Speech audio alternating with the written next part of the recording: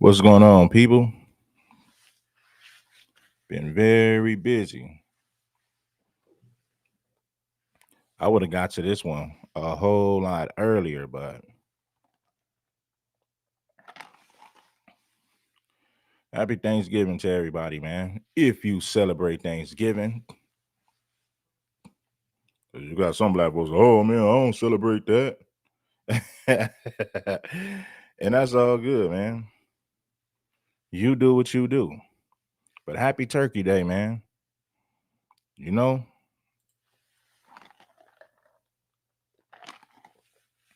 Man. What's up, man? I know a lot of you guys are chilling with your family, chilling with your people. And we gonna celebrate that, man. But shout out to my people that's in the building right now. He said, I knew she was the enemy. Well, the thing about it is this, man. I do content. I'm not angry because it's like, what do you expect from a what do you expect from a Caucasian?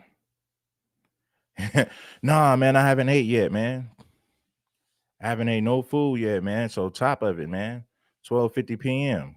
Shout out to everybody that's really rocking with us, man. If you in the building, tap on in. If you rocking with us, man. How about it? What's going on? What's good? Shout out to the people out there.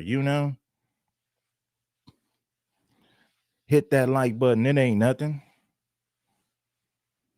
Now, black fatigue. Now, to all you black men who was caping for Pearly, you guys look stupid. Stupid. Now, I'm not saying if you white, you can't have issues with black people. Having an issue with a black person automatically makes you racist. But Pearl has showed her true colors, man. And am I mad at Pearl? No. She's a white girl. Most of her white followers feel this way. Look in her comment section. It's a gang of white people who feel a certain way towards blacks. All you got to do is look at the comment section. You ain't got to take my word for it, baby. Nah, you ain't got to take my word for it. Peace to royalty, exposing the truth with Abdallah Cat 6. You already know on the deal. It is Thanksgiving. Hey, man, I got oxtails, man. You know what I'm doing today, man? I got some mac and cheese. I got some oxtails. And I got a rotisserie chicken, man. I got a I got a whole rotisserie chicken with some good old oxtails, man. Some candy yams, you know what I mean? Some mac and cheese and some nice dressing. You dig what I'm saying? Some of that good stuff. She been showing her true colors. Of course, they're gonna show their true colors. You know? So I'm not one of these guys that's upset. Am I triggered? Absolutely not. Why? Because I understand the game. See, a lot of these black guys, they felt like aligning themselves with Pearl would make their platforms bigger because she has a big audience. The woman has like 2 million subscribers. So a lot of black men tried to latch on to her success. And in her defense, and let me just put it like this: they defended her when black women came out. Now I get it. Black women can be over the top sometimes, and sometimes they get in their emotions, they get in their feelings. Man, that's what we doing, Scoop. The oxtails, man. I got that. I got some of that Caribbean jerk, sauce to go on top. Yeah, man, but we're gonna get into that in a minute. But shout out to Scoop. So what I'm saying is this: a lot of black guys try to latch on to Pearly's success. When she said something about slavery, Angry Man defended her. Anton Daniels defended her. Um, Tommy Sotomayor defended her. there's a few guys who defended Pearl when she said what she said about slavery. And all I'm saying is them guys ought to be ashamed of themselves. But the sad part about it is they're not. Why? Because black people still support these guys. See, if you can disrespect black people to the fullest while caping for a white person, but still get black people to support you, there's no reason to respect black people, because you ain't got to respect black people to get paid.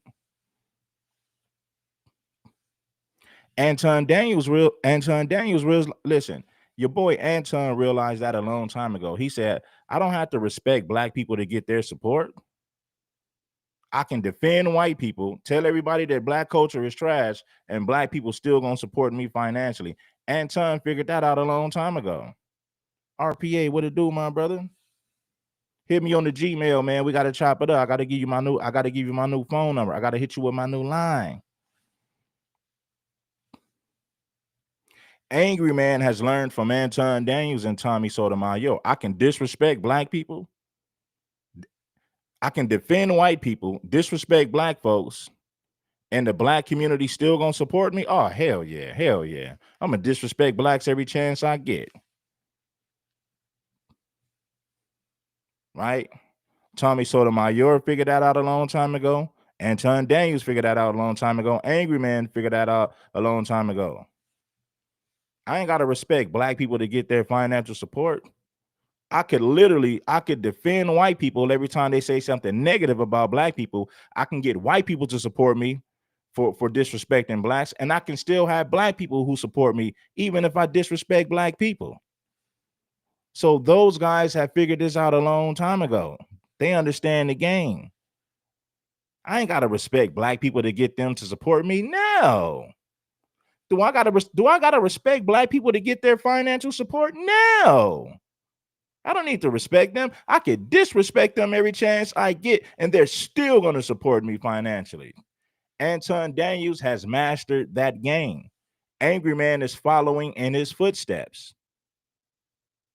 But Tommy Sotomayor and Jesse Lee Peterson are the kings of that lane. But anyway, let's dive into the conversation. How did you end up you're so white? I mean, you guided by. Now, Jesse Lee Peterson said he wants to bring Jim Crow back. He said black people were more respectful, black people had more morals, and blacks were more civilized during Jim Crow. So Jesse Lee Peterson said he's going to do everything in his power to bring back Jim Crow. The men include their own fathers. They've not been. Sorry, I don't know. So how do men not fear women when they have that kind of power? You know? They gotta drop the anger. Mm-hmm. They gotta drop the anger. Do I have to respect black people? Do I have to respect black people to get their financial support? No. I don't need to respect black people to get their financial support. No. I can disrespect black people every chance I get and defend whites every chance I get, and blacks still gonna support my platform. For their mothers. And when you drop anger, you have no anger at all. You have no fear. And so you don't think about what if. Yeah, like what? Because that's what you said, I think, the last time you came on my show. Yeah. Where you said, like, something about the future and the past. It doesn't exist. Yeah. And how do you talk about Jim Crow if it doesn't exist? We need that back for sure.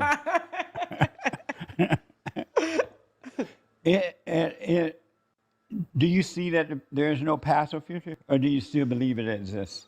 Well, it happened. Like the past, it happened, but there's not like a point in dwelling on it, right? But when it happened then in that moment. And when that moment was done, it exists no more. It's up in the mind. Right. If you were not into your thoughts, it's the thought that brings amazing, isn't it? Back the illusion of a past, and you believe your thoughts are your own, so you react because you believe that what you're thinking are your own thoughts, and you react. So you keep reliving an illusion of the past, but it really doesn't. It's nowhere. There's nowhere for it. It's up in the mind. But then how do you talk about Jim Crow? Because I remember Jim Crow. But if it doesn't exist, sorry, I don't know if Jim I'm. Crow, Jim Yeah, Crow does not exist now. right. It doesn't. Right. Mm. So in order for me to bring Jim Crow back, I have to reinvent it, Okay, so you want to run for president, establish it. and you want to run for president and bring it back. Yes. At this rate, at this rate, people might rally for that. I know. Yeah. He said Yeah. white people might rally for that. See, Pearl said it herself. I'm sick of black people. Of course, white people would rally to bring Jim Crow back. Well, when think about segregation, whites destroyed Black Wall Street during Jim Crow. They destroyed Ocoee, Florida during Jim Crow. They destroyed Springfield, Illinois during Jim Crow. They destroyed Elaine, Arkansas during Jim Crow. Look up the Ocoee, Florida massacre. When black people was minding their business, going out to vote, their communities were separated from whites, and whites still found a way to sabotage black communities. So white people, they're hypocrites. You hated black people when you didn't even live next to them. You didn't have to live next to black people. You didn't have to work with them. You didn't have to interact with black people at all. But white people feared black progress, so they sabotaged black cities and black communities all across the country. That's a historical fact. So she said, of course, whites would rally to bring Jim Crow back. And she laughed.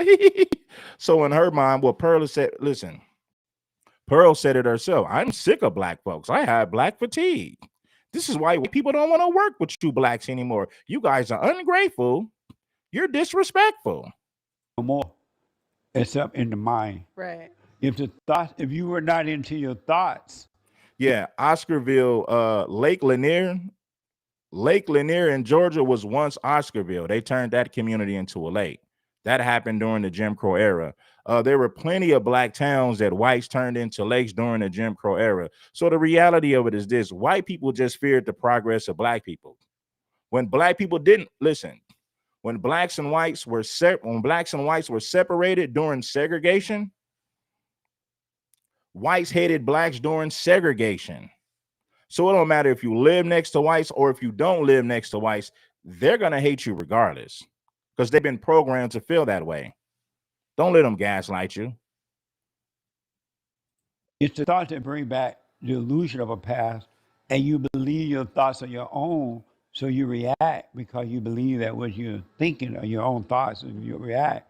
So you keep reliving an illusion of the past, but it really doesn't. It's nowhere. There's nowhere for it, except in the mind. But then how do you talk about Jim Crow? Because I remember Jim Crow. But if it doesn't exist, sorry, I don't know if Jim I'm. Crow. Jim Yeah. Crow does not exist now. Right. It doesn't. Right. So in order for me to bring Jim Crow back, I have to reinvent it, Okay, so you want to run for president, establish it. and you want to run for president and bring it back. Yes. At this rate, at this rate, people might rally for that. I know. Yeah. Yeah. What do you Yeah. think about like the new trend of black fatigue? Have you seen that online? It's a mess. Yeah. Really. And it's going to get worse because the blacks have been made to believe that they're victims, Yeah. and they believe that they can just do what they want now. Just because let me express something. Let me explain something.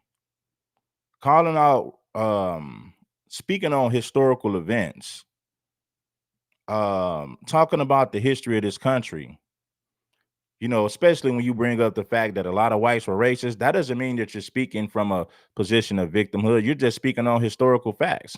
See, whites want you to shut up and forget about slavery. We got to add balance to the conversation. I don't speak from a position of victimhood. I'm just acknowledging the history of this country. If I say Donald Trump is the president, I'm just acknowledging the fact that he's the president of this country. If I say that blacks were under Jim Crow laws or blacks were enslaved and whites practice white supremacy and racism, that's not me speaking from a position of victimhood. I'm just acknowledging the history of this country. See, but white people and Sambos like Jesse Lee Peterson, they want us to forget about that and never bring it up. See, this is the problem, though. This is the problem with that.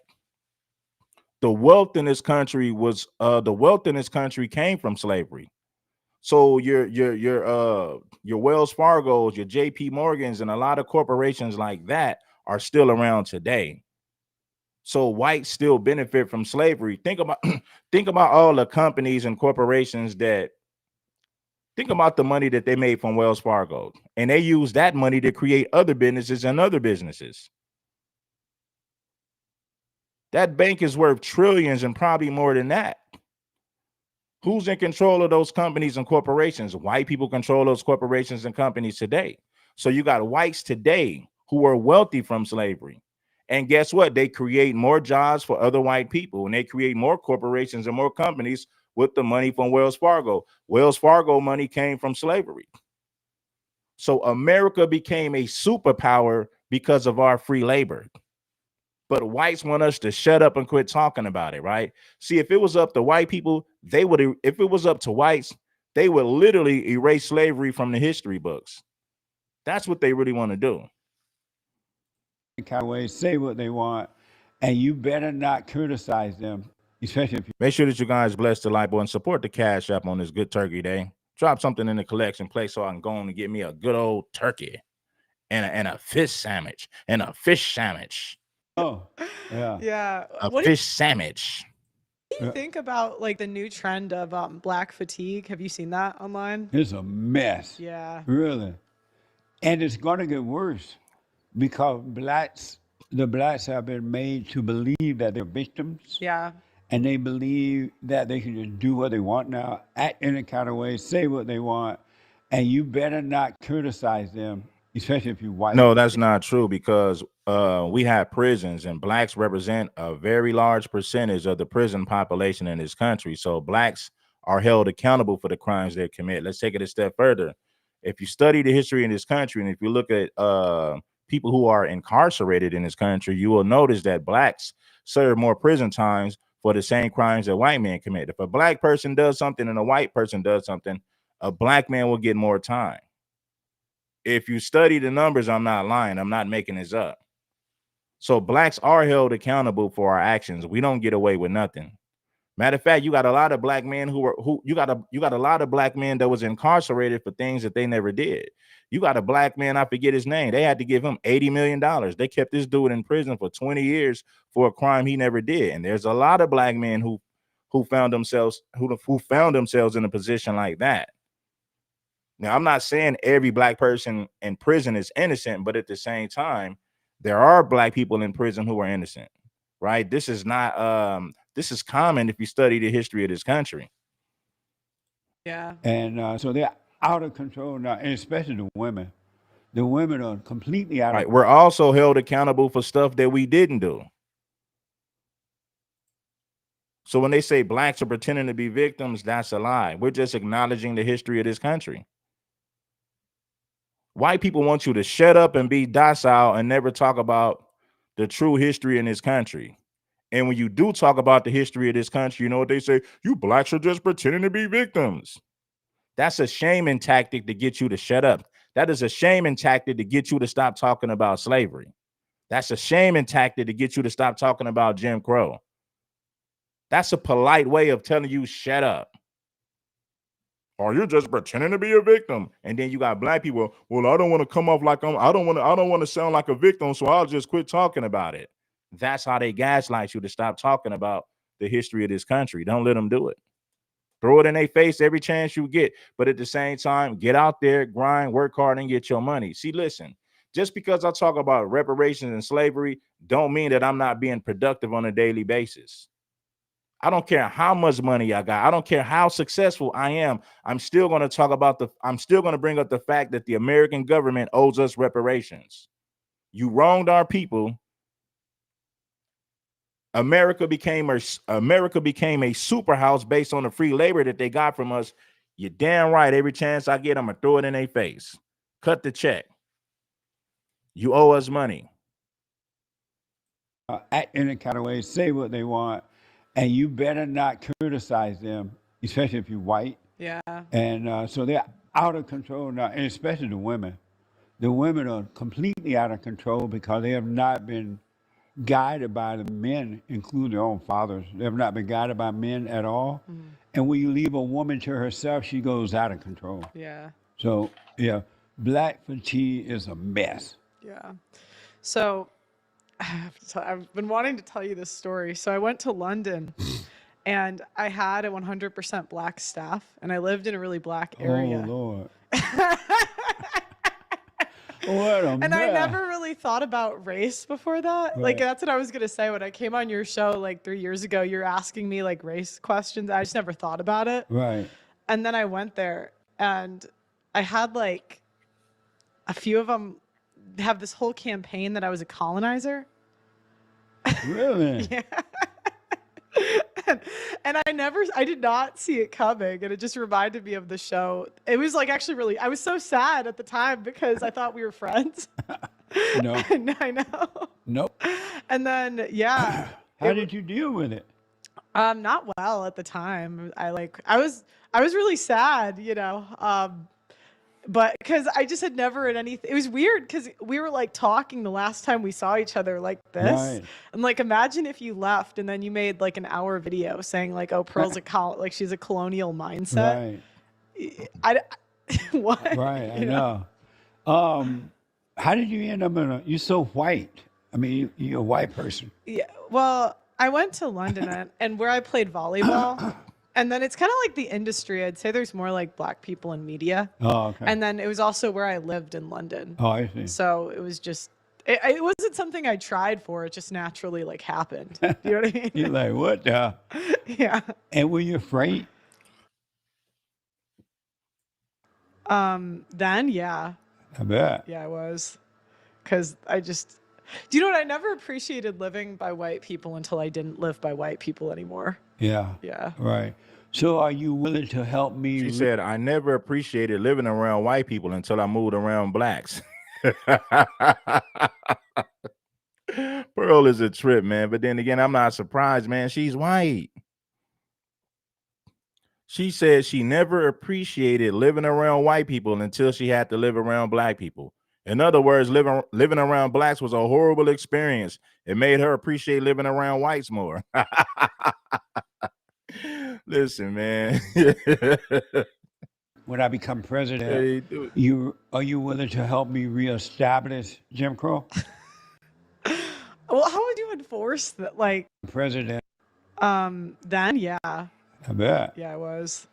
Because do you know what? I never appreciated living by white people until I didn't live by white people anymore. Yeah. Yeah. Right. So are you willing to help me when I become president?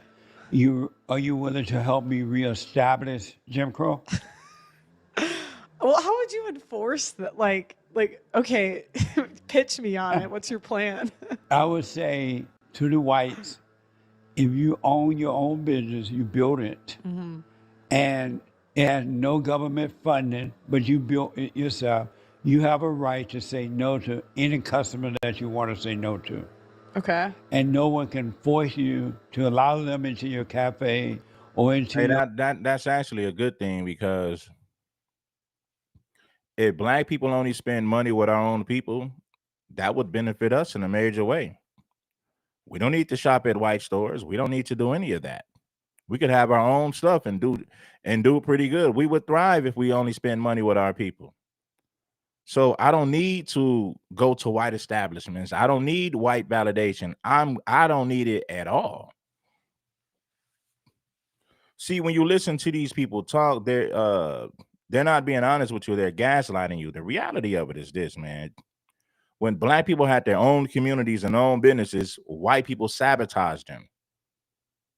So whites are not satisfied when they live around you. They're not satisfied when they don't live around you. History proves what I'm saying. When black people minded their business and stayed in their own communities, white people found a way to sabotage those communities even back then.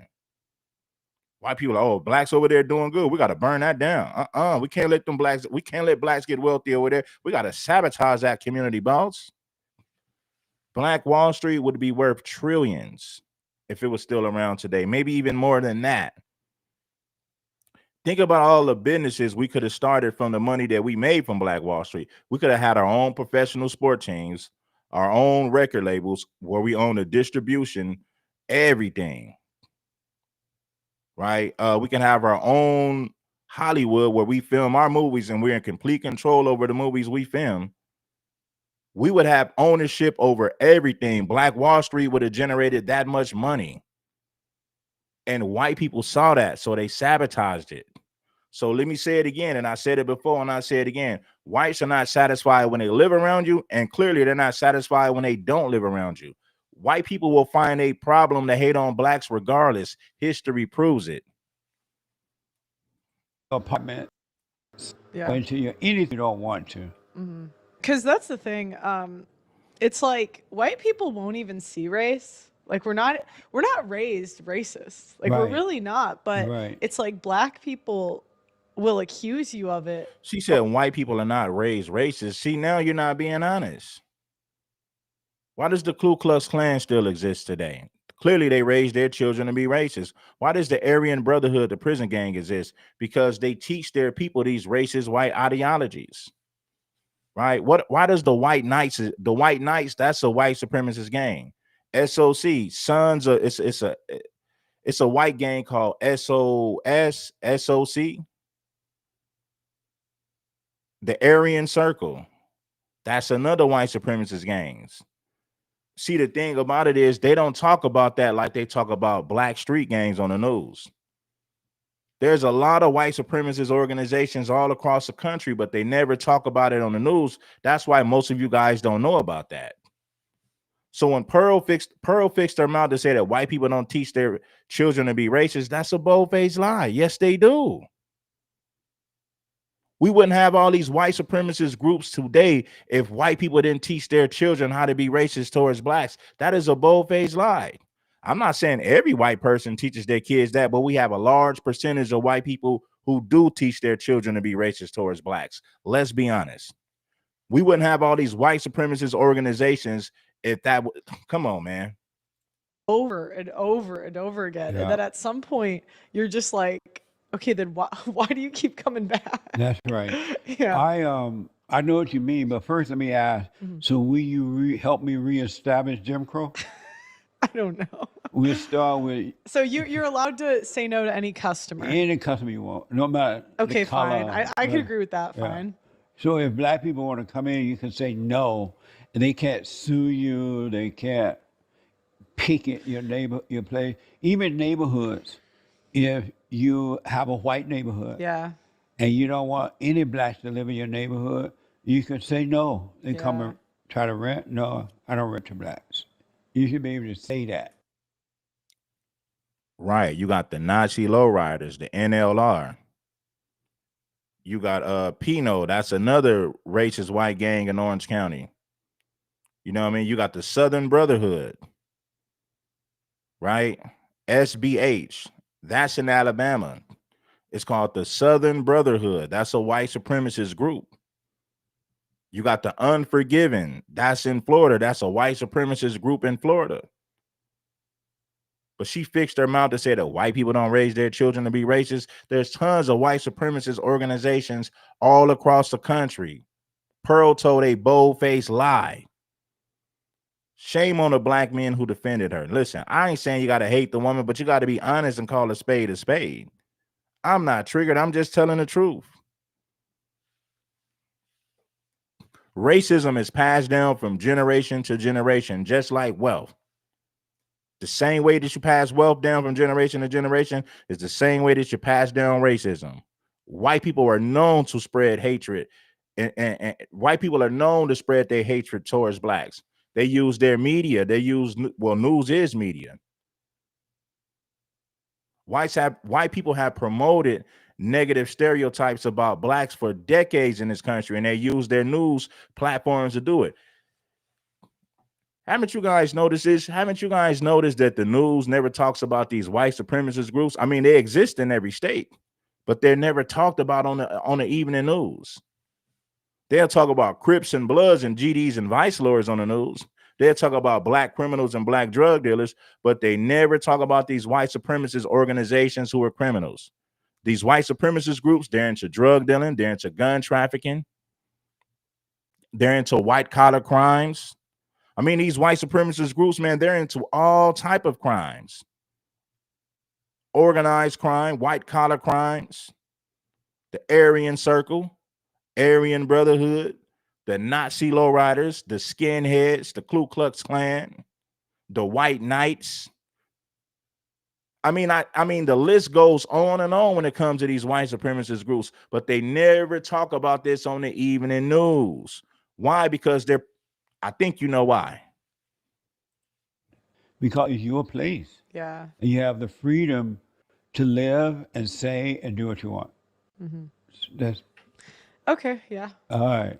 You gonna help Shout out to True Warrior Scholar for blessing the Cash App. I appreciate you, my brother. me? Well, how would I help you? I don't know. I'll vote for you. Right. And then you work with me in my administration to help get rid of those old laws, those so-called discrimination laws, and bring back the free You put a laws. woman in charge of something? Well, you need a woman to run the office part, the desk. So I'll get coffee. Right. And when we have the meetings with all the men, you bring the water in and coffee, and you set the up the muffins. meeting. Yeah, and the muffins. In the state of Nevada, listen, in the state of Nevada, Nevada is right next to California. They got the Aryan Warriors. It's called the AW. Aryan Warriors is a white supremacist group in the state of Nevada. They got lightning bulb tattoos and they got the initials of AW. It's called the Aryan Warriors. They're into drug trafficking, they're into gun trafficking, they're into white collar crimes.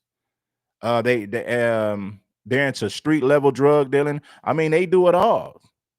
Money laundering, racketeering, you name it. They engage in criminal.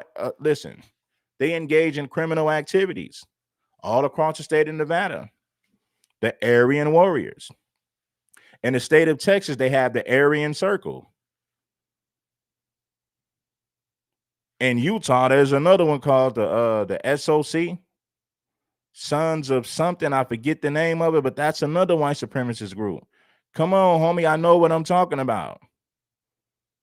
You got white supremacist groups in every state, but they never talk about these white supremacist groups on the news. But they love to highlight crimes that black people commit. And they never talk about these white supremacist groups. Never. A lot of you black people never heard of these groups, right? Because they don't talk about it on the media. They don't talk about it in the media or on the news. They don't talk about it. But when you're connected to the streets and you still have homeboys that's connected to the criminal underground, I know who these people are. I've been in jail. I've been locked up. I know what these white supremacist groups look like. I heard of them. So you play upon the Red Supreme gonna put you up on game. They convinced you that Crips and Bloods are the only ones who sell drugs and commit crimes. They never talk about these white supremacist groups and the crimes they commit all across the country. You make the best muffin. They're gonna love your muffin. And so, but I know what you mean. When I went up to Gary, Indiana. I grew up in Alabama, but when I was in 11th grade, well, from the 10th to 11th grade, I went to Gary, Indiana. You got a fool said the Black Wall Street incident was fake. Yeah, and the Ku Klux Klan don't exist, and Donald Trump ain't the president. Yeah, right. You sound crazy. Live, and I went to Edison High School, and it was blacks and whites and everything, but they elected the first black mayor when I was there. So they had the election on a Tuesday, and that very next morning, Wednesday morning, all hell broke out. The blacks were attacking the white kids at school. They would be walking down the hall, and the white kid would have to move out of their way rather than them moving from the white. They were yelling, "Get out of my way!" And they were on the school bus. They were attacking the white people. It was so bad, and Black people are reactionary, right? Do you got some black people who feel a certain way about whites? Yes, but blacks are reactionary. Black people didn't wake up and just say, we're gonna feel a certain way about white people. No, we're reactionary people. We're reacting to the racism that we dealt with for centuries in this country. But we didn't wake up and say we're just gonna hate whitey. No, that never happened. You know what I mean? You know how Anton Daniel said that stereotypes are earned, they're not given? Okay, when you think about racist whites in this country, they earned that stereotype. We didn't just give it to them. I had not seen that kind of violence in black people before. So coming from Alabama, I Shout out to Go Go Gadget for the super chat. I appreciate you, Go Go Gadget, for the super chat. He said, "Happy Thanksgiving to Red Supreme family in the chat. Peace to you, brother. I appreciate that. Much love to the content. Much love to the chat. Much love to my moderators and subscribers. Hit the like button." I couldn't handle that.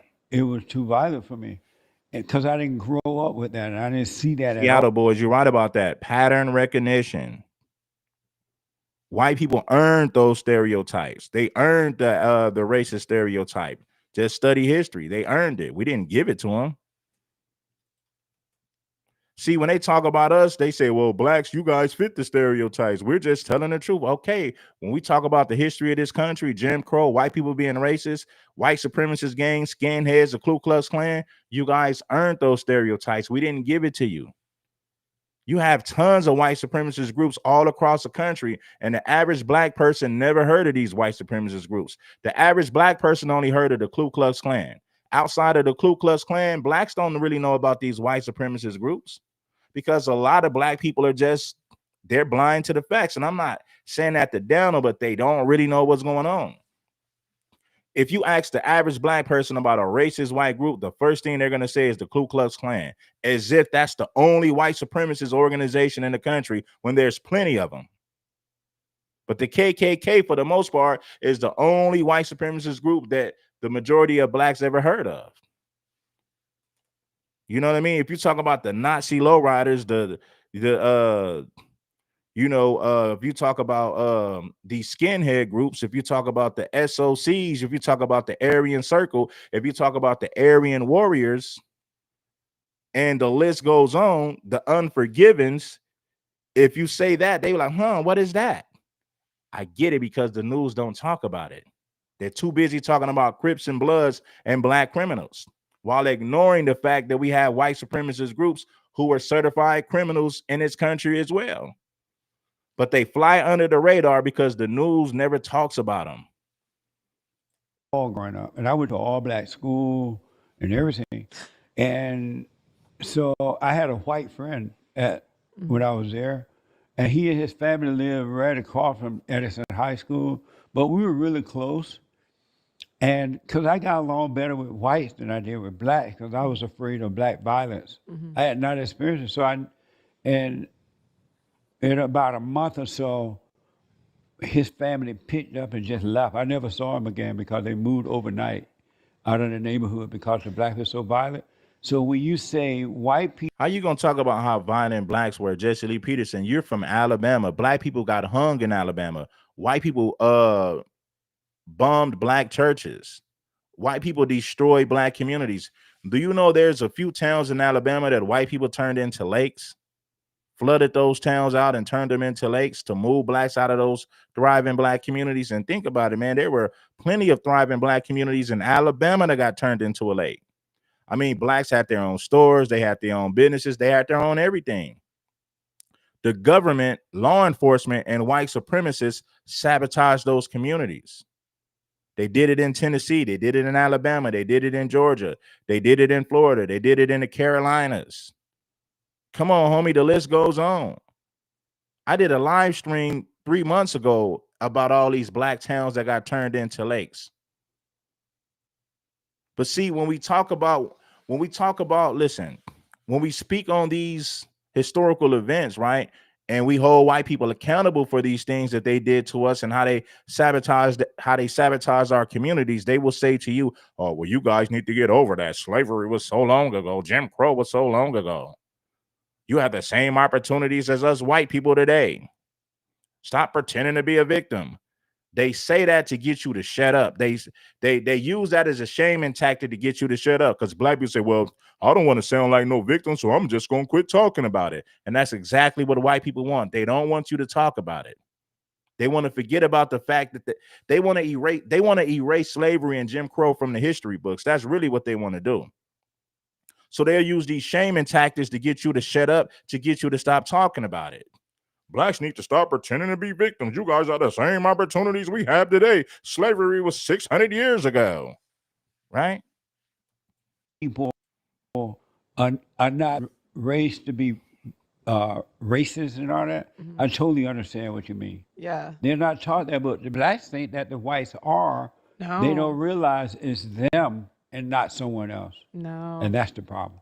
So why do you think that is? Because when I was in London, I dealt with all different kinds of black people, like where I lived. So there was like people from Africa. There was black Londoners. There was Right. black Americans because I played volleyball, so there a lot of them. Oh, okay. Yeah. So it was Right. it was very like like I could tell you specific like differences, but it just seemed other than the ones like from Africa, the mindset was the same. Like Yeah. when it comes to racism and that stuff. But you know what's funny? When that whole thing happened, the only ones that said that I wasn't like that were the ones strict like from Africa. Yeah. Like they were like the one guy was like my grandma was like under colonization. Like actually, this is not that. See, in the eyes of Jesse Lee Peterson, white people can do no wrong. Oh, white people can do no wrong in the eyes of Jesse Lee Peterson. Oh no.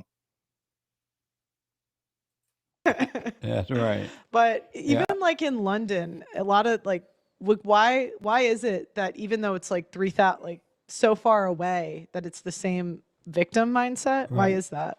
Because in Africa, the blacks who are in control there, they have the same mindset that the blacks in here have. The ones that are in control, government mentality, the media and all that. Yeah. And they want See, to you notice that Jesse never holds white accountable. He never holds whites accountable for anything. So black people just developed this mindset out of nowhere. It ain't based on history. It ain't based on anything that happened. Blacks just woke up and blamed white people for racism. But whites ain't done nothing for black people to look at them in that light. Whites ain't done nothing in order for black people to look at them in that negative light. No, Jesse, blacks are reactionary people. And think about it. We're reactionary people. So with that being said, with that being an all fact, if we're reactionary people, then we're just reacting to the racism that we dealt with in this country. I'm not saying every situation is racist. I'm not the type of person that calls everything racism. I mean, I don't call everything racism. I don't call everybody a racist. But I have to be honest about this. I'm not going to ignore racism at the same time. Right? I don't accuse everybody for being a racist, and I don't blame everything on racism. But what I'm not going to do is pretend like I don't see the racism that still exists in this country today. I'm not going to pretend like I don't see it. I'm not going to pretend like it doesn't exist. And I'm not one of these I'm not the type of black person that tells my people you can't be successful because of racism. You know, you're going to have some obstacles to overcome. You're going to have to wiggle your way out of certain things. You're going to have to go, that's a dead end over there. You got to take a detour to get to the destination called success. Yeah, you might have to make a few detours to get to that destination. True story. But I don't tell my people that they can't be successful because of racism. I never fed my people that garbage. I don't speak from a position of victimhood. I'm a realist and I deal with reality.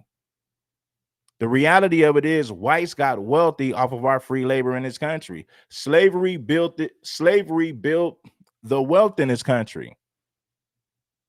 The United States of America became a powerhouse because of the wealth that they got from slavery. You know, black labor equals white wealth. Black labor turned into white wealth. Wells Fargo, JP Morgan, and a long list of other corporations that whites, started from slave money. They used slave money to start Wells Fargo. They used slave money to start a lot of these corporations and companies. And these companies and corporations, they still exist today. So we're supposed to stop talking about it while whites still benefit from it. Make it make sense. maintain that leadership position. Mm-hmm. And so they have to keep the blacks The United States of America was founded on white supremacy. How can we forget that? We're supposed to just shut up and never talk about the fact that the American government owes us money. Oh, just shut up and don't talk about it. You're pretending to be a victim. You're speaking from a position of victimhood. That's what they say to get you to shut up. They use that as a shaming tactic to get you to stop talking about these historical events in this country. They're gaslighting you, and don't let them do it. Angry, Mm-hmm. blaming somebody else for their situation, so that the blacks will feel like they need the black leadership to help them in a situation. Mm-hmm. So they have been taught and brainwashed to believe that the white man is against them. They can't make it because of racism, which doesn't exist at all. Black people, we're not teaching. We don't see this. These are played out stereotypes. Jesse, it's time for you to update your stereotypes. We're not teaching our people that they can't be successful because of racism. We're showing them that racism still exists. We acknowledge the fact that this country was built on racism and white supremacy. America got wealthy from our free labor. Why is it a problem for us to acknowledge the facts of this country? Why is it a problem for us to acknowledge these historical facts? I get it, because white people want to erase Jim Crow and slavery out of the history books. White people don't want everybody across the world to know that they got wealthy from slave money. And who were the slaves? Foundational Black Americans. Black labor accumulated white wealth. Let me rephrase that. Let me say it again. Black labor created wealth for white people. Free labor, the free labor that we gave this country created white wealth, created wealth for white people. Those are the facts.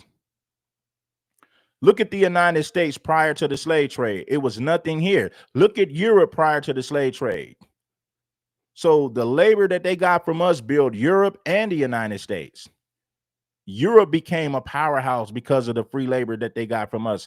The United States of America became a powerhouse because of the free labor that they got from us. So they can get wealthy from our free labor, but it's a problem when we mention slavery and Jim Crow. Nah, man, don't let these people gaslight you. Throw it in their face every chance you get. But at the same time, work hard, get yours, become successful. I'm not telling my people that they can't be successful because of the white man and the white supremacy. No, we're just acknowledging history, historical events, historical facts. You're not going to shut us up, and you're not going to get us to stop. You're not going to get us to stop talking about it. Absolutely not. If you don't want to be held accountable for it, you should have never did it. See, it's funny that whites talk about accountability, but when we hold them accountable for what they did to us in this country, they say, stop pretending to be a victim. That happened 100 years ago. We're holding you accountable for what you did to us in this country. We're not going to shut up about it. You must be held accountable. And these are the main people who talk about accountability, but they don't want to be held accountable for the wealth that they got from. Anyway, let's move on. And so they keep that going generation after generation. They brainwash the people by keeping them angry and frustrated. And when you're angry, you can't see. You don't know you're being controlled. Yeah. That's why they make you angry and emotional. You can't, you have to be emotional in order to be. Jesse Lee Peterson. Why did that white guy in Buffalo, New York, 2023, why did that white guy go to a black community, a grocery store full of black people with an assault rifle? He unloaded 50 rounds, and he unloaded 50 rounds and unalived like 10 or 11 black people. He did it out of hatred. Who raised this guy? This kid was young. He had so much hatred for black people that he went to a grocery store full of black people and shot random people because he hated blacks so much. Nobody in that grocery store ever did anything to him. They never seen this white guy a day in their life. But white people ain't raised to be racism. They're not taught how to be hateful towards black people. Really? You think you can feed us that garbage and we're just going to go along with it? Absolutely not. The white guy, it was a white guy in Jacksonville, Florida, 2023. He went to a Dollar General. unloaded like 30 or 40 rounds. Unalive like 4 black people, injured like 5 more. Those black people never seen this white guy a day in their life.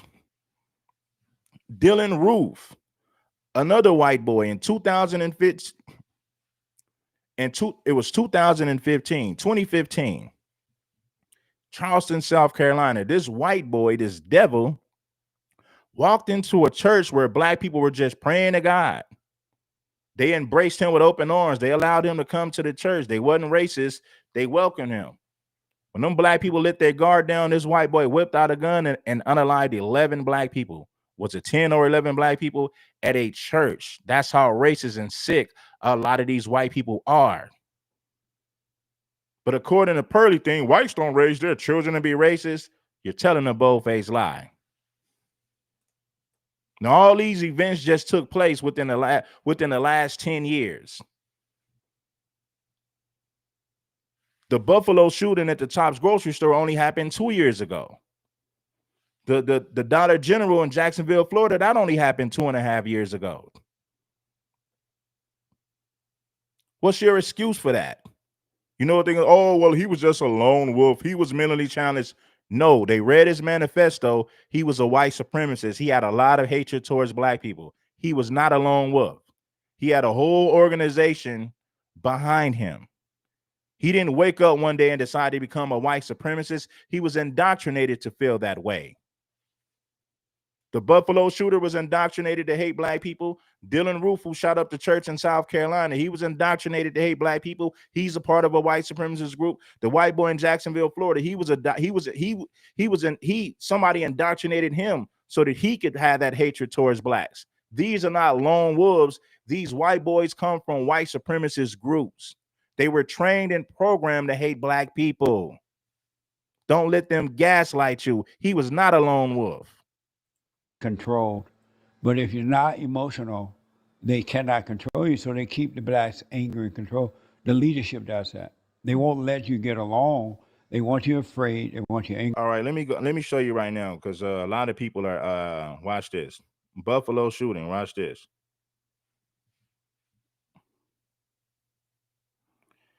I'm gonna show you.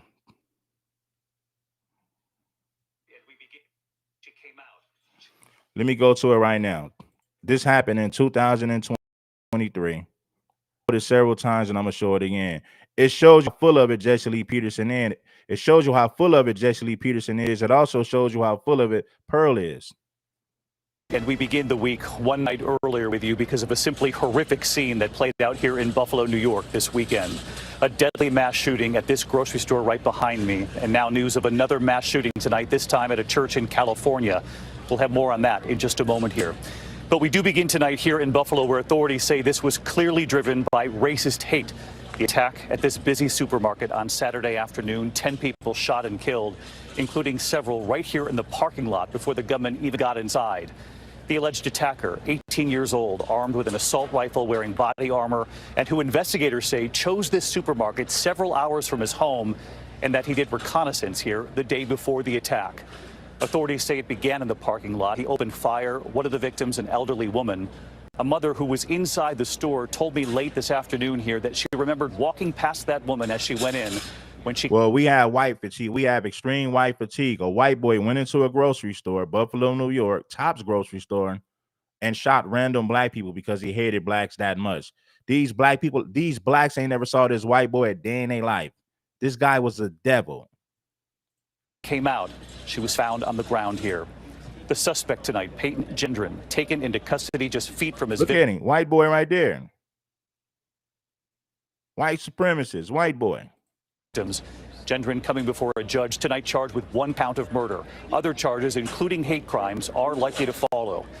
Investigators are now searching his home, interviewing his parents, combing his social media, and some of the chilling details of what they have found already. Tonight in the neighborhood surrounding this supermarket, police are standing guard. It is also a scene of prayer here. And we are learning tonight the names of the victims. The youngest, 32 years old, her name is Roberta Drury. The oldest, 86-year-old Ruth Whitfield, the mother of a former Buffalo Fire Commissioner here. And the hero security guard, retired Buffalo police officer Aaron Salter. He's being credited with saving lives here before being shot and killed by the suspect himself. Tonight, President To all you white people, we have white fatigue. A white boy 2 months ago, I believe it was in September 2 months ago, he shot up a church in Michigan and burned it down. You don't see videos of black people shooting up churches just because they got fired from their job. Have you ever seen a black man go to an all-white community and shoot up a church full of white people? No, you don't see black people committing crimes like that, but you do see white people who commit crimes just like that. But it's mighty funny that these white folks got the nerve to talk about black fatigue, but they won't hold the criminals in their own community accountable for anything. And these are the main people who talk about accountability, but they don't want to be held accountable for their racism in this country. They don't want to be held accountable for mass shootings like this. They pretend like it never happened. Don't let these white folks gaslight you. Saying the Justice Department is investigating this as a hate crime and a racially motivated act of white supremacy and violent extremism. And we have learned late tonight that tonight, President Biden saying the Justice Department is investigating this as a hate crime and a racially motivated act of white supremacy and violent extremism. And we have learned late tonight that President Biden will be here on Tuesday. We begin tonight with ABC's Stephanie Ramos right here in Buffalo. This is the moment authorities arrested the 18-year-old man they say drove 3 hours to Buffalo to murder innocent people because of their race, calling the attack pure evil. This is an absolute racist hate crime. This is someone who has hate in their heart. Yes, shout out to Royalty. And shout out to Royalty for the Cash App. And yes, I did get it, man. Shout out to Cat 6 Cable Guy. I will cover some more content on that tomorrow. Cat 6 Cable Guy sent me a bunch of videos of white criminals, white people unaliving their grandmothers, their children, random people at parks, random people at convenience stores. And I'm going to do a whole series about white criminals and the crimes they commit. You know, so if we can talk about black fatigue, we'll talk about white fatigue for sure. Soul in mind. Active shooter at the top. There are still shots being fired. The horror unfolded around 2:30. See, you got a bozo in the comment section talking about black fatigue, but he ain't talking about white fatigue. He ain't talking about that white man who shot up that church in Michigan 2 months ago. He ain't talking about that white man who shot up that restaurant in North Carolina 2 months ago and unalived like 3 or 4 people. He ain't talking about that white boy in was it Minnesota who unalived those innocent children at that Catholic school. He ain't talking about that. A white guy unalived Charlie Kirk. It wasn't a black man who unalived Charlie Kirk. A white man did it. Florida State University. There was a shooting at Florida State University, FSU. The shooter was a white guy. There was another shooting at a Colorado school. A white guy shot up that school. It's mighty funny that you hypocrites never call out white people for the violent crimes they commit. So yes, white fatigue is very real. Every time somebody tried to assassinate Donald Trump, was it a black guy or a white guy? Let me repeat that for you people who are too slow. Every time somebody made an attempt on Donald Trump's life, it was a white guy who did it. White men tried to assassinate Donald Trump 3 different times. You ain't never seen a black man trying to unalive Donald Trump. It's always been white men. So white fatigue is a real thing. Afternoon.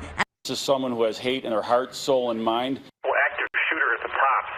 There are still shots being fired. Because I don't care. So, and guess what? We don't care about anything that you're saying either. We know you don't care because you're a hypocrite. You got a peanut for a brain and you're a hypocrite. See, he can talk about black fatigue all day, but the moment we talk about white fatigue, well, I don't care about that. Of course, because you're a fraud, you're a hypocrite. Accountability only applies to black people and not whites. We get it. The horror unfolding around 2:30 Saturday afternoon at the Tops Friendly supermarket, shattering what was a normal day of grocery shopping in the heart of this predominantly black community. Contact homicide. We have bodies down here. Officials say the heavily armed killer, wearing body armor and a tactical helmet, live streamed the massacre, first opening fire on 4 people in the parking lot, killing 3. Annette Parker and her 9-year-old daughter were walking out of another store just a few feet away from the supermarket when they heard gunshots. I just picked her up and we ran. The gunman then entered the store and methodically shot 9 other people. Annette and her daughter escaped to safety, later learning a neighbor and her child were inside, with the gunman at one point standing directly behind them. He was right behind her. She got out by the grace of God. She got out? Yes. He was right behind her. Inside the store, Fragrance and her 20-year-old daughter were working the same shift. We heard gunshots. Everyone in the front end stopped moving. We all looked towards the front door. Fragrance running away from the gunman, her daughter crouched down behind a register, trapped there until police arrived and brought her to safety. I turned around, she wasn't there. And I said, "Where's my baby? Has anyone seen my baby? Where is she?" I didn't know where she was. Retired Buffalo police officer Aaron Salter Jr., working as a security guard at the store, confronted the gunman. We saw the security guard backing up, reaching for his weapon. The guard firing multiple shots, hitting the suspect. But even that didn't stop him because of the body armor he was wearing. The gunman fatally shooting the guard moments later. He cared about the community. He looked after the store. He did a good job. You know, he was very nice and respectable. Officials saying today the gunman fired about 50 shots, killing 10 people, injuring 3 more. All of the victims who died were black. President Biden today condemning the attack, saying the Justice Department is investigating it as a, quote, racially motivated act of white supremacy and violent extremism. A lone gunman, armed with weapons of war and hate-filled soul, shot and killed 10. Shout out to Patrick, 1674. He said, "I believe the Buffalo shooter was an inside plan due to the fact a security guard invented an engine that ran off water." Shout out to Patrick Key, 1674. I agree with you, brother. Died were black. President Biden today shots, killing 10 people, injuring 3 more. All of the victims who died were black. President Biden today condemning the attack, saying the Justice Department is investigating it as a, quote, racially motivated act of white supremacy and violent extremism. A lone gunman, armed with weapons of war and hate-filled soul, shot and killed 10 innocent people in cold blood at a grocery store on Saturday afternoon. Jill and I, like all of you, pray for the victims and their families and a devastated community. And tonight, we're learning new details about the 18-year-old suspect identified as Peyton Gendron, seen here in court. I understand my charges. Charged with 1 count of first-degree murder, he's now behind bars on suicide watch, held without bail. His public defender pleading not guilty for him. Officials say Gendron drove 200 miles from his home in Broome County, New York, to the scene, conducting reconnaissance the day before the attack. Investigators searching his home, interviewing his parents, now combing his social media, saying he posted a 180-page hate-filled document laying out his plan to kill. This was not by accident. This was a cold, calculated, cruel, I'd say military-style execution in furtherance of a white supremacy doctrine. And tonight, this community mourning those lives tragically cut short, including the youngest, 32-year-old Roberta Drury. Her sister Amanda telling ABC News she moved to Buffalo in 2010 to care for her brother who was battling leukemia, saying, quote, she was always willing to help and laugh. And 86-year-old Ruth Whitfield, her son Garnell, the former fire commissioner, telling ABC News that his mother stopped by the market to pick up groceries on her way home from visiting her husband in his nursing home. Seen together in this photo, smiling. The city's mayor telling me he saw Garnell in the parking lot, frantically looking for his mother. My heart absolutely. So you see this? He went to a grocery store because he knew this was a black community. He drove 3 hours to get to this grocery store. He cased the place out the day before he did it. He watched the scene. He said, okay, how many security guards they got up here? Okay, there's a lot of black people who shop here. The next day, he came up there and unloaded his unloaded his assault rifle and unalived these innocent black people. Now, this was a white supremacist. He was trained, he was indoctrinated to have this hatred towards black folks. But leave it up to pearly things. Wow, white people aren't taught to be racist. How does the Ku Klux Klan exist?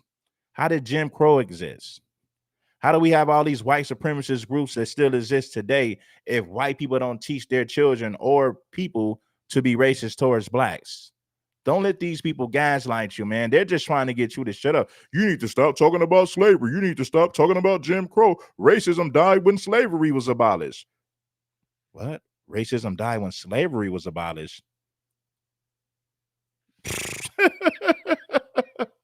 Broke, and I tried to provide whatever comfort that I could at that time to my friend, to a community leader, and to someone who has served this city honorably and nobly for decades. Her proud son saying Ruth was all about family, adding she came from nothing. She didn't have anything, and she rose above it. And she raised us in spite of all of that, being very poor.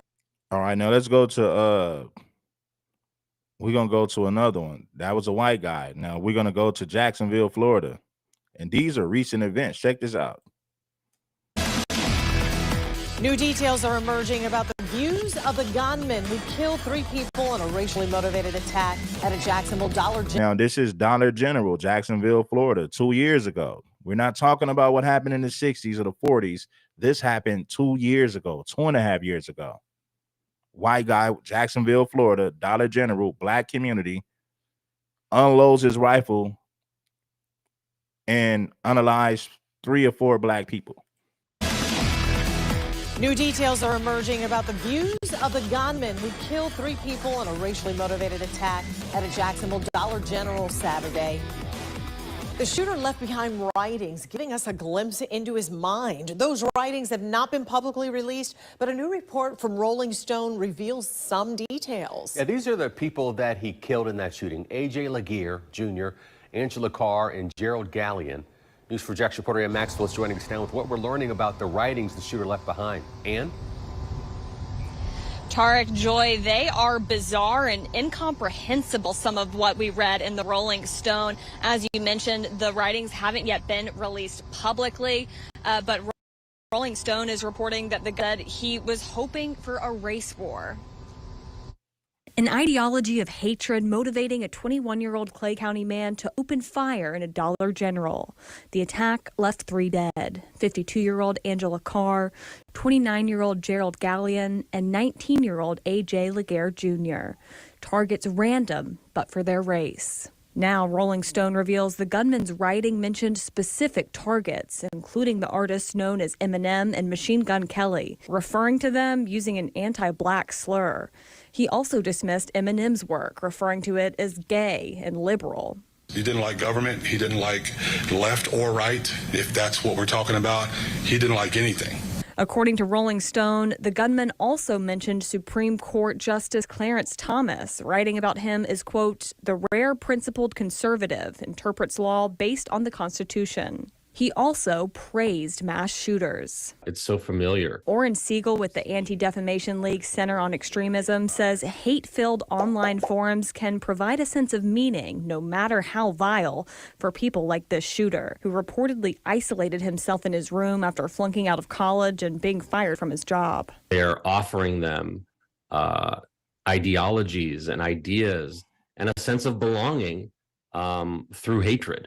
We have now seen multiple times individuals writing names of previous shooters on their weapons or hate symbols, right? Not just in Jacksonville, but in Buffalo and in Christchurch. He says the number of extremist-related mass shootings have been growing in recent years, with the ADL tracking 27 such attacks in the past 12 years, compared with 20 identified in the previous 40 years. So we are currently living in an epidemic of extremist-motivated mass shootings in this country. To reverse the trend, he recommends online platforms do more to create. All right, now I'm gonna show you. Now I'm gonna go to the white boy.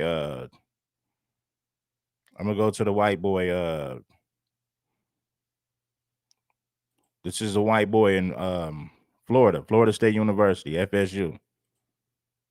And we are also learning more about the suspected gunman here. And they always want to tell you that these white people, these white guys, these white criminals, these mass shooters, oh, he was mentally challenged. No, he was just a piece of crap. Tallahassee police identifying the shooting suspect as 20-year-old Phoenix Eichner, a student at Florida State University and the stepson of a Leon County Sheriff's Office deputy. He shot up FSU University earlier this year. He took a gun to school at Florida State University and aired the place out. This is a white boy. But let them tell it, black men are the only ones who commit violent crimes. It's not the white guys. At a news conference, Tallahassee's police chief said Eichner declined to talk to law enforcement about the shooting, invoking his Fifth Amendment right. Friday, new reports came out detailing a custody fight reportedly between Eichner's biological mother and dad several years earlier. According to those court documents, when Eichner was 11, 9 years before the Florida State shooting, his biological mother reportedly took him to Norway, which was a violation of the custody agreement. According to that complaint, the mom allegedly said that she and Eichner were going to South Florida, but then fled to Norway, where she reportedly had dual citizenship. Eichner's dad sent texts and emails to the mother asking when she would return with their son, but reportedly would get vague replies. That's according to that complaint. A judge found there was probable cause that the mother had violated that custody agreement. In the complaint, Eichner's dad reportedly expressed concern that their son suffered from, quote, developmental delays and, quote, has special needs that would not be taken care of unless he was in the U.S. It also alleged that Eichner suffers from ADHD. Records show that a judge ordered the mom to return to the U.S. with Eichner and threatened to give the father sole custody. That case ended with a plea agreement. Again, that is according to records, which you can see right there on the right-hand side of your screen. Months later, Eichner's mother filed a... Oh, they're trying to show you that, oh, well, he had mental health issues. Nah, he was just an a-hole. You know, and there's a pattern with these white guys. They like shooting innocent people. See, when black people have these gun battles, they're usually shooting at somebody that they have some type of street beef with. If a white guy gets fired from his job, he'll shoot up a grocery store. He'll shoot up a church. He'll shoot up a school full of innocent people.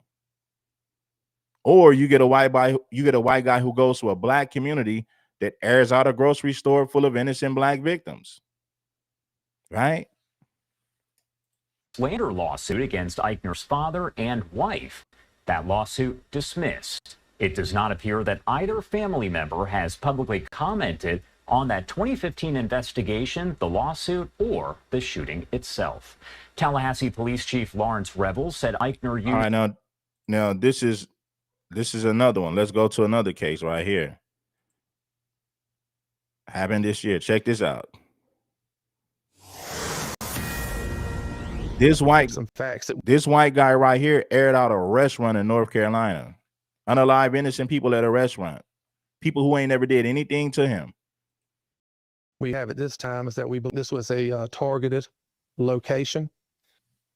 We appear that he acted in what we call a lone wolf. He acted alone. This is highly premeditated from what we're seeing at this time. And we feel there are no other threats to our community, that we do have someone in custody. Police in North Carolina giving an update moments ago on the shooting at a waterfront bar in that state. The suspect has been arrested and is going to be charged with 3 counts of first-degree murder. And with that, we welcome you inside, everybody. This is Fox News Live. I'm Kevin Cork in Washington. Police say the gunman opened fire on a busy restaurant from a nearby boat along the river. 3 people dying in that shooting. At least 5 others were wounded. Madison Scarpino has the very latest for us this afternoon. Maddie. Yeah, Kevin, it's awful. Imagine just having food and drinks on the water, listening to live music, enjoying your Saturday night, and then someone in a boat starts shooting up the place. That's what happened last night in Southport, North Carolina. As you mentioned, 3 people now dead. At least 5 more are injured. We know some are fighting for their life. And we just got an update from local officials who say that the suspect is 40-year-old Nigel Edge. This suspect identifies. He was arrested not From what we're seeing at this time. This is Edge's mugshot from overnight. He was arrested not long after the shooting. He's currently in jail without bond, and he's now facing 3 counts of first-degree murder, 5 counts of attempted murder, 5 counts of assault with a deadly weapon with intent to kill, other charges, and the local DA says that we should be expecting some more. Now, right now, the motive is unclear, but we do know from his local police chief, he's not a stranger to law enforcement. Police say this all happened around 9:30 last night at the American Fish Company restaurant. It's at a local yacht base and about 30 miles south of Wilmington, a really popular spot. And the local district attorney says most of the people killed were not locals, but people who were on vacation in the coastal town. The Southport police chief says this is weighing really heavy on the small, tight-knit community. Here he is overnight. November will be 8 years that I've been the chief, and I don't recall a time that we've had an active shooter situation like this. So it's definitely it's a bad night for Southport. So there you go, man. I'm just, showing you guys some, crimes that white people commit. I know, we have people of all races who commit crimes, but I'm showing you these crimes. Here you go. Afraid, they want you angry, so they have done that to the blacks for the last 7. Now hit the like button. Let's get back to this. It shows you how full of it Jesse Lee Peterson is. It shows you how full of it Anton Daniels is. Now, this one chick, I ain't gonna say her name because she's pretty cool. She's never disrespected me, but they're not being honest. Like, she's a fan of Anton Daniels, right? But then she talked about men who were defending Pearly. I'm like, well, hold on. You're cool with Anton Daniels, and he's one of the main guys who defended Pearly. Anton Daniels defends white people every chance he gets. Anytime a white person makes a video saying something negative about black people, Anton Daniels agrees with them every time. This fool makes over, I'm gonna just say, he does reactionary videos. Like, he makes reactionary videos where white people are saying something negative about blacks, and Anton agrees with him. So I say this to you, black woman, and I don't want to call you out by name, but you know who you are.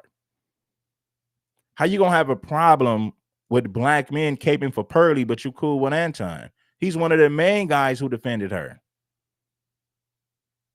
Anton Daniels said that the white man is the most villainized man in America.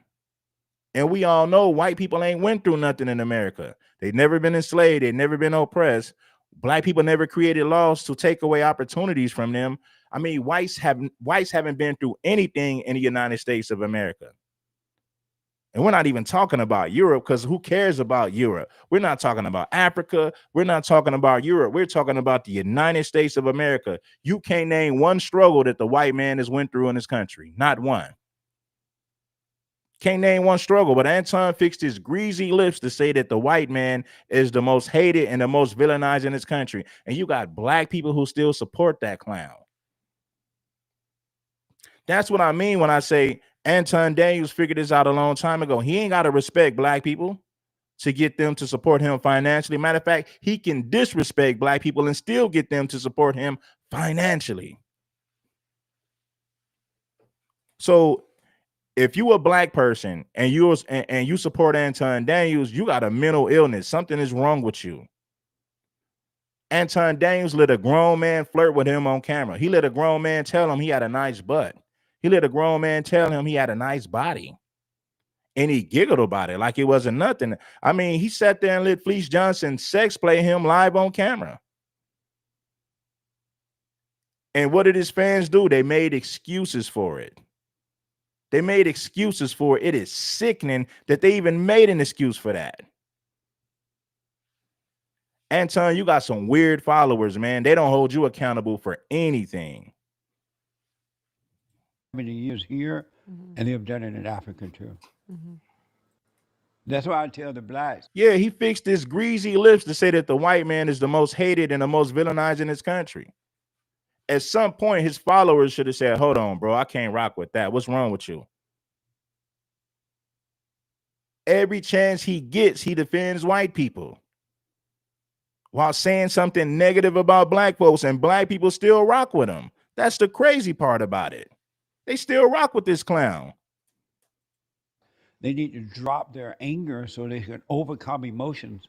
And when you're not emotional, you cannot. It's impossible to be controlled. And you say that people have to do that by forgiving their mothers. They have to get to know themselves, and they will see that their anger came from their mothers.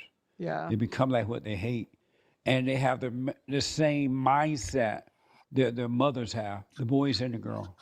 They live in their thoughts, believing that they're their own, and their thoughts bring on the emotion. They think that they're their emotions, and they become like. Jesse Lee Peterson is from Alabama. He's a foundational Black American. He's a Steven from Django. That's what he is. What they hate. And if you notice, the guys, all guys have the same attitude that a woman has. They get angry, they overreact. Instead of being still and pointing the way by being an example. They worry like women. They're just like their mother. And the Black men, they get angry just like a woman. They gossip, they're revengeful. They don't point the way in the way that the men used to do. What about those white men who shoot up churches and grocery stores and innocent people? What's wrong with them? But of course, Jesse Lee Peterson will never talk about that on his platform. Have you ever saw Jesse Lee Peterson show videos of violent crimes that white men commit? Has Jesse Lee Peterson ever pointed out what's wrong with the white community, what's wrong with white culture? He'll never do that. You'll never see him talk about what's wrong with white people and white culture. Because in the eyes of Jesse Lee Peterson, white people can do no wrong. That's why he never criticizes them for anything. He never criticized them for anything. He pretend like he don't see none of these videos that I just showed you guys. He pretend like he's never seen them because he never talks about it. In the good old days when boys were boys and men were men. But they got to overcome their mother.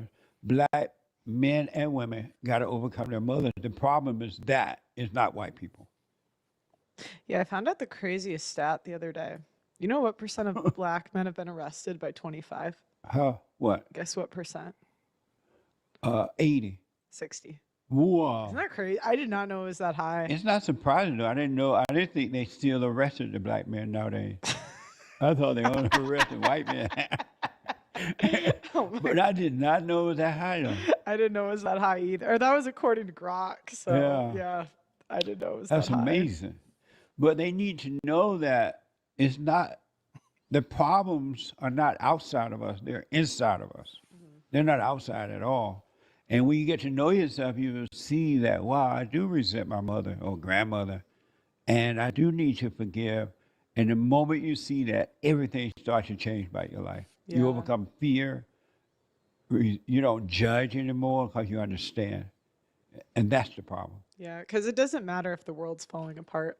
If let your the world go to hell. Yeah. You know, I tell people all the time, let people go to hell and let them live in hell. But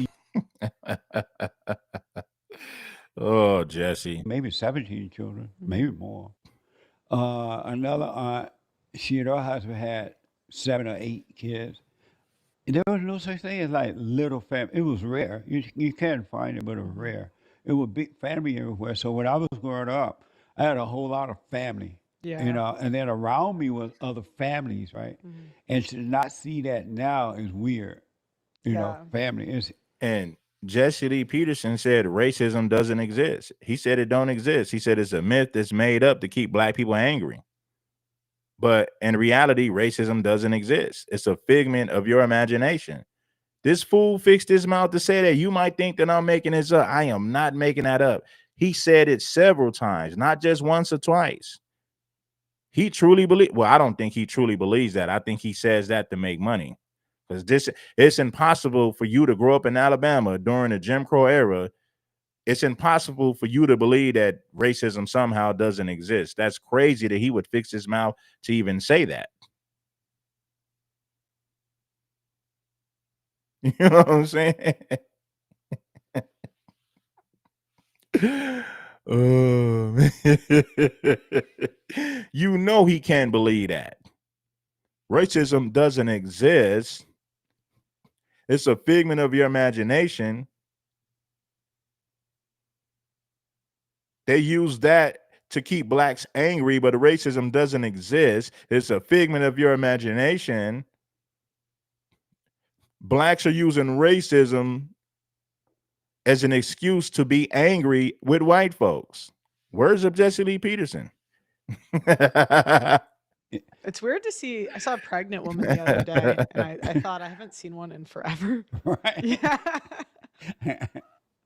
And so seeing Shout out to True Warrior Scholar, man. I appreciate you, Scholar, for doing your thug thizzle, man. And I appreciate all the new subscribers and all the new supporters. our country changed the way it has.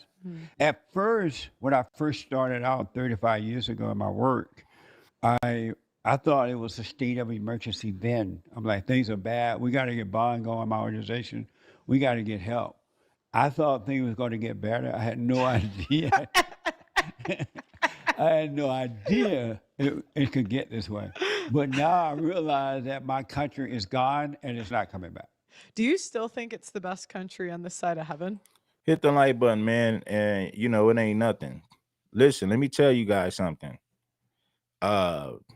This is a sickness, this is a mental illness, but think about it like this. You can make a lot of money saying negative things about the black community, and think about it like this. Look at all these black conservatives that came out of nowhere within the last 2 years. Look at these black conservatives who say negative things about black people all day, and look at how big their platforms are. That ain't no coincidence. Listen, it requires no talent to be a black conservative. If you a black conservative and you just say negative things about black folks all day, your platform is going to be large. You're going to have a whole lot of supporters. So being a black conservative that criticizes the black community consistently, that's the new hustle. That's the new wave on social media right there. Your Anton Daniels, Angry Man, Ringo TV, the Hodge Twins, Officer Tatum, Jason Whitlock. And there's a list there. There's a few other. There's more people who fall in that category, but those are the main people. Those are the prime suspects right there. But there's a lot of money. If you a black conservative and you talk negative about blacks all day, there's a lot of money in that. That's the new hustle on YouTube. That is the new wave on social media. These black conservatives just came out of nowhere. All of a sudden, they're just against black people while praising white folks all day. White folks can do no wrong in the eyes of these black conservatives. Prime example right here. Case in point. If a black person commits a crime, Anton Daniels does a reactionary video and say he does a reaction video and say, well, this is the problem with black culture. Black people are violent. The culture is trash. He holds black people accountable collectively. Now, when white people commit crimes, he holds them accountable as individuals, say, well, you know, people are like this, da, da, da, da. He never holds white people accountable collectively. You never hear Anton Daniels criticize white culture, say, you know what, this is what's wrong with white culture. This is what's wrong with white men. He never says that about white people when they commit crimes. He holds that person accountable as an individual, and he never talks about white culture collectively. Black man commits a crime, he got to talk about what's wrong with black culture and what's wrong with black people. He never talks about that black person as an individual. Anyway, man, you know, I'm going to enjoy the rest of my day. I appreciate you guys for tapping in. I'm going to be back with some more content later. We're going to talk about the pretendians. And I'll be back with a show later on, and we're gonna discuss pretendians, black people who want to be Choctaw, but then they say they ain't black, this and that. Okay, well, if you're not black, then you don't deserve reparations. You got to go to the Creeks, the Cherokees, and the Choctaws for reparations. Black people who don't identify as foundational black Americans don't deserve reparations if we ever get reparations. We'll have that conversation later. Peace to everybody for showing up. Enjoy your Thanksgiving. Hey, man, salute to you, you, and you. Everybody be safe. I'll tap back in with you guys later. Peace. I love you all. I appreciate everybody for pulling up.